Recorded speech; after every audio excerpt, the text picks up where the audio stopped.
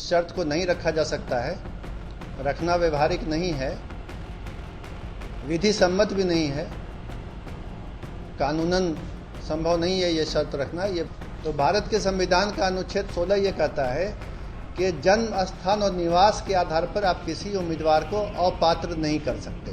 बिहार लोक सेवा आयोग के माध्यम से शिक्षकों की भर्ती या चयन के संबंध में बनाई गई नियमावली और प्रक्रिया के संबंध में है, और उसमें मूल बिंदु जो मुझे आपको स्पष्ट करना है वह मूल बिंदु यह है कि बिहार सरकार ने नियमावली में संशोधन किया है और किसी भी उम्मीदवार को जो शिक्षक के रूप में बिहार लोक सेवा आयोग से चयनित होना चाहता है, उस उम्मीदवार के बिहार राज्य का अस्थायी निवासी होने की शर्त को हटाया गया है।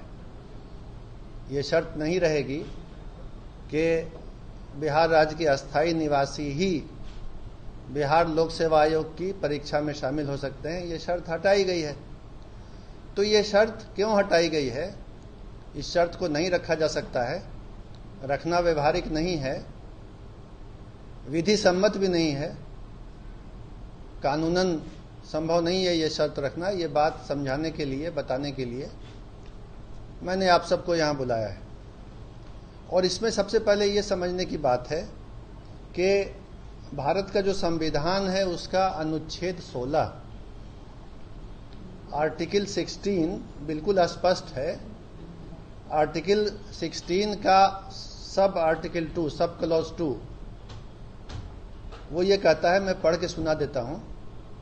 राज्य के अधीन किसी नियोजन या पद के संबंध में केवल धर्म, मूल वंश, जाति, लिंग, उद्भाव, जन्म स्थान, निवास, ध्यान देंगे, जन्म स्थान, निवास या इनमें से किसी के आधार पर न तो कोई नागरिक अपात्र होगा और न उससे विभेद किया जाएगा।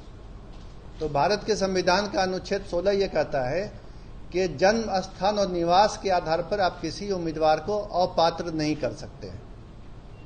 ये नहीं कह सकते हैं कि किसी राज्य से बाहर अगर किसी का जन्म स्थान या निवास है तो वो इस चयन प्रक्रिया में पात्र होने के लिए अपात्र है, अयोग्य है। ये नहीं किया जा सकता है। अगर ऐसी कोई प्रक्रिया चलेगी तो वो गैर कानूनी भी होगी और असंवैधानिक भी होगी। इसलिए ये संविधान के अंतर्गत कानूनी बाध्यता है कि निवास के आधार पर किसी को अयोग्य न किया जाए। पूरे देश के लोग इस परीक्षा में शामिल होने के लिए पात्र हों। चयन तो मेरिट के आधार पर होना है।